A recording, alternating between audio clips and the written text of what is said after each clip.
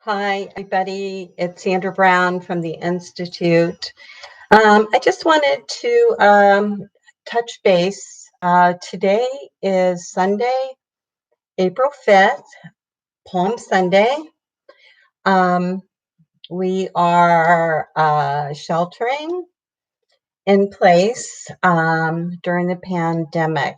So I wanted to check in uh, on how everyone's doing and share a few resources for survivors during this time. And so on our channel, somewhere below, I did an earlier video on 6 ways to prevent triggering and guard your mental health.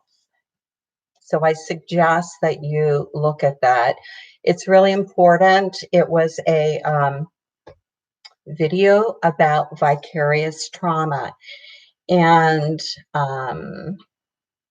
taken from what we learned after 9/11 and what people were doing that was increasing their trauma, even if they never had trauma before.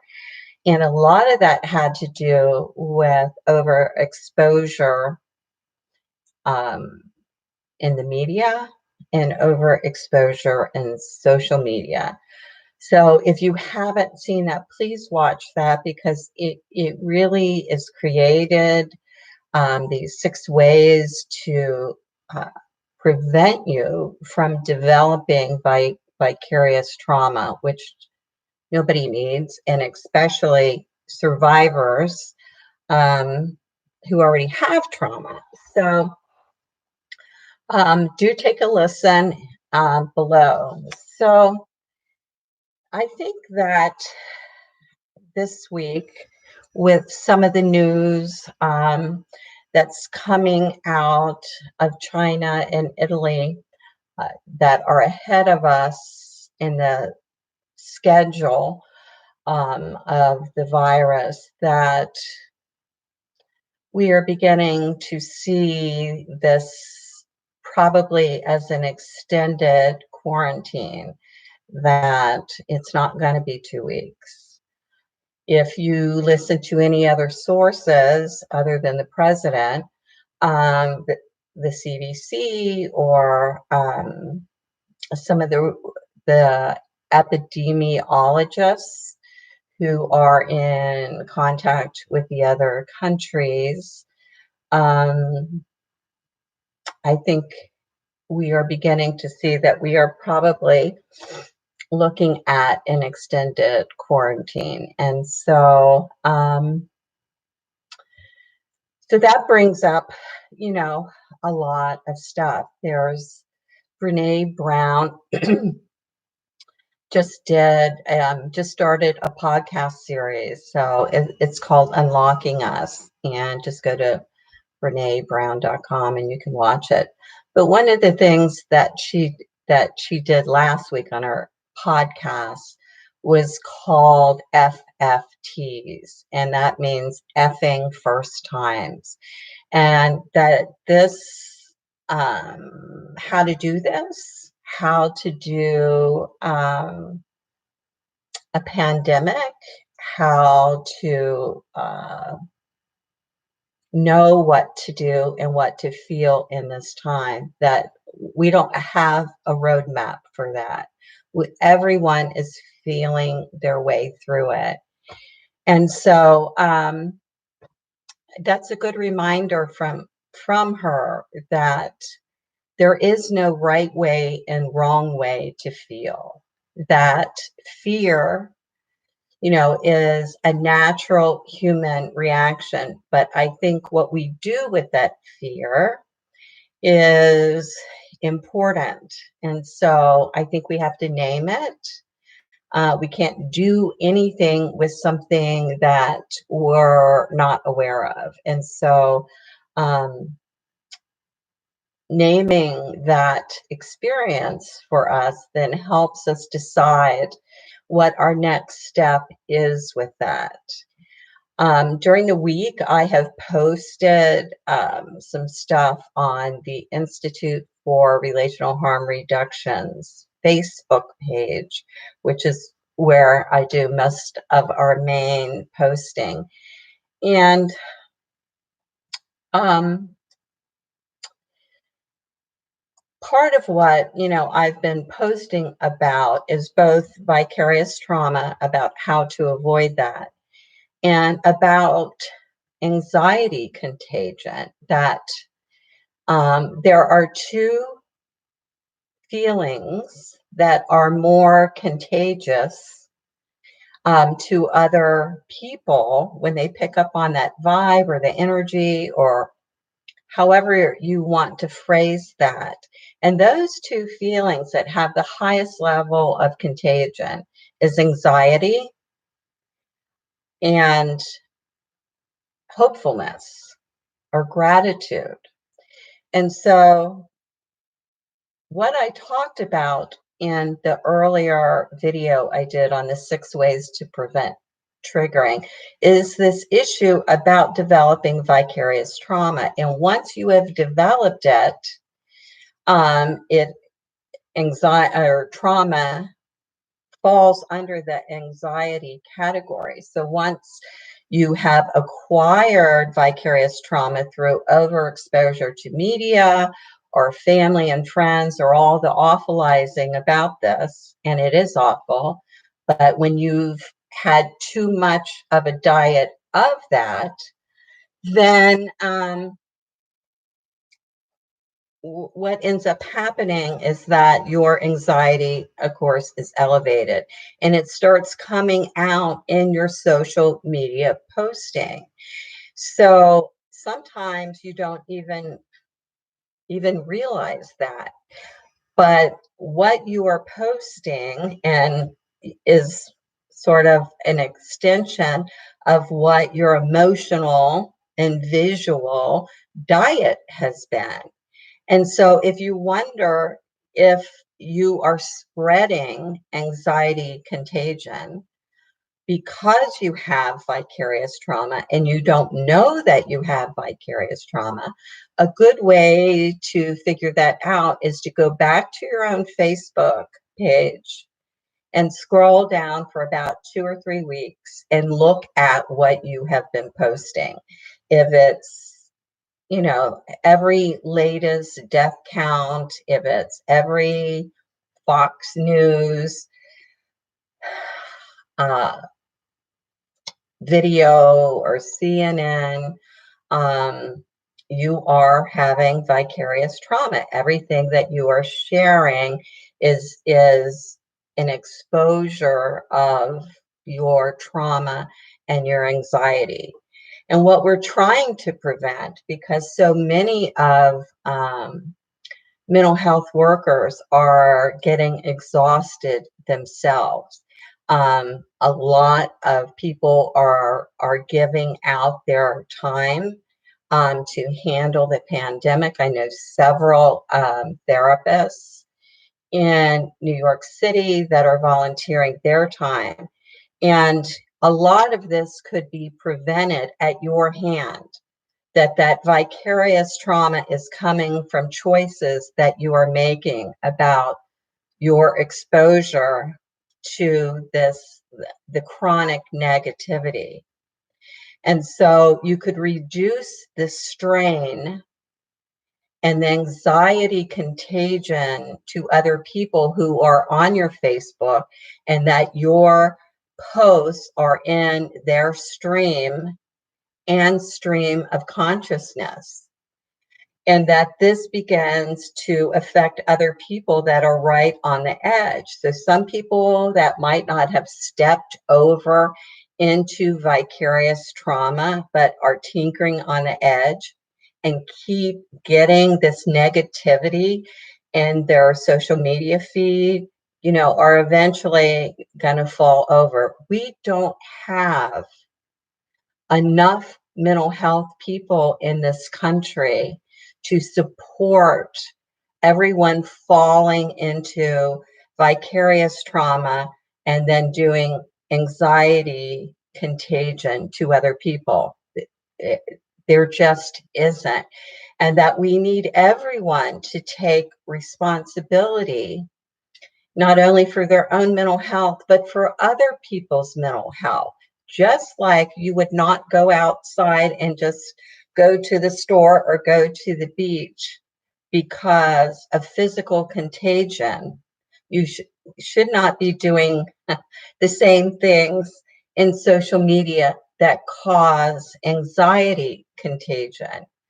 So while we're being mindful of that, what we do affects other people physically with this virus, we need to be mindful that what we are doing affects other people's mental health, and that we need to take responsibility for that.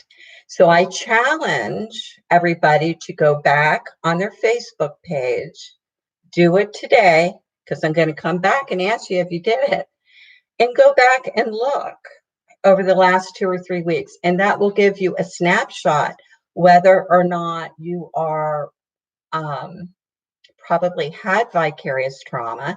In that case, there are 6 ways to prevent the triggering of that, which is another video that I did. Just look on our channel, that you need to institute to try to lower that.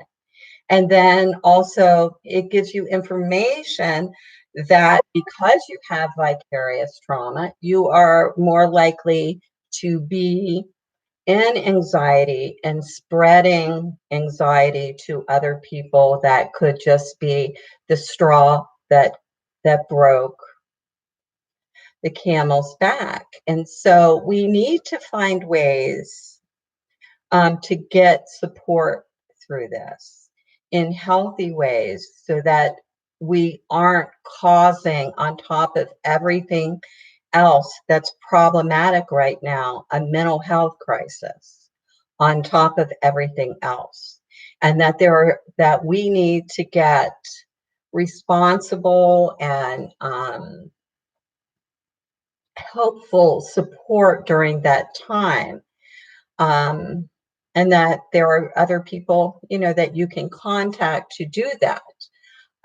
Maybe it's friends, maybe it's through videos like this, maybe it's through our Living Recovery program, monthly conference calls, those kinds of ways of getting healthy support, so that your online presentation and interactions with other people is not contributing to the mental health and anxiety meltdown that we are seeing.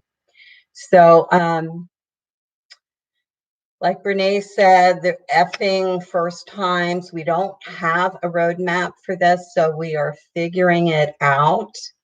And as we are figuring it out, we are trying to give that, to you. And so I'm bringing that message to you about vicarious trauma and about anxiety contagion, and want you to also know that the other emotion that is contagious, it is the one of hope and gratitude. That on my personal Facebook page, I've been doing something that I label Living the Answer. And it is, I post there things that I see people and communities are doing that are responding to the need and to the call. And it's all positive stuff. People that are sewing masks, and restaurants that are giving away food, and people who are delivering meals. And I call it Living the Answer because hope and gratitude is also contagious. So we can be spreading hope, or we can be spreading anxiety. And maybe because I work in the mental health field and I don't want to get overworked from this pandemic, I'm choosing to spread hope as a way of managing helping other people's mental health during that time. And so, like I said, fear is a natural response to this, but we have to be mindful about what we are doing with that fear, because the fear is a contagion. And that as this appears to be stretching on into perhaps an extended quarantine, that we need to know that our mental health is going to be challenged during this time. So let's do what we can in knowing what contagion is and spreading the right kind of support and hope and resources and how-tos and what you can do, during this time. And so along those lines, I want to say that on the living, no, on the Institute for Relational Harm Reduction's Facebook page, I wrote an article this past week called Creating a New Framework for Structuring Your Day. And I suggest that you look at that, because what I'm finding and what I'm hearing, not so much from our clients, but noticing out there for people who don't have recovery backgrounds and know what to do, that they're becoming very disoriented from this no structure in the day, that our days used to be marked by, our commute to work or our socializing while we were there, that we had a schedule that marked the flow of time, and that now that that's restructured or not there at all for some people, it is starting to affect some disorientation in this time, and that time is now being viewed as an enemy. And so I wrote this, I think, very beautiful essay. I don't know where it came from, but it really turned out beautiful about the need for structure at this time and creating this framework of structure. And I actually took my leading of this need to sculpture time from monasticism, from what that monks spend this isolated time for their whole lives, and they had to learn how to structure their day to make peace with this extended period of time that can become entrapping, or not become entrapping. And so I encourage you to read that article. I think everyone needs to do this with a structure of their day, as we have lost some of the structure that used to mark time for us. So please take a look at that. Let's see what else.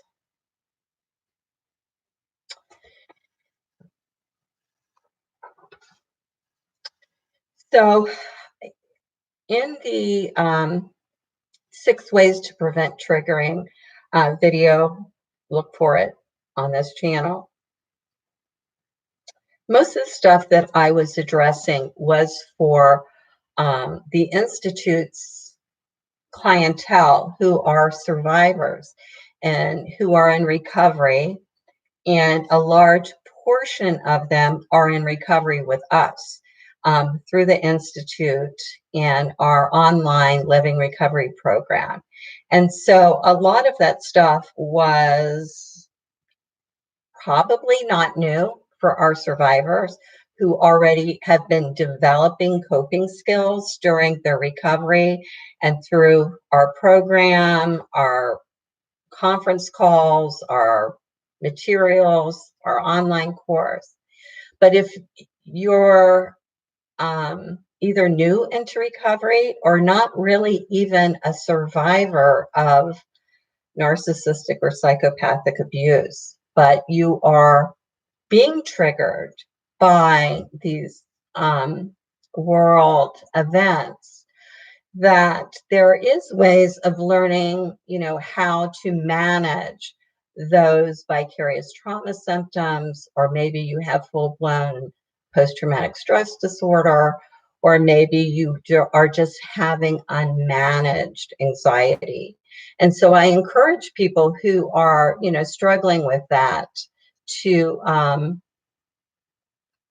find places of information. So if we can be a support in that, please go by our website, saferelationshipsmagazine.com,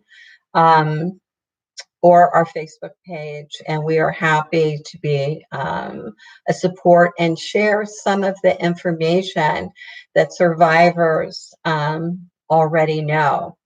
And I've been saying this, and I'm going to say it again. I have been so proud of our survivors who are using their skills. They're finding how important that recovery has been, because everything they were learning just to get over the relationship is anxiety and trauma management skills that they are using right now.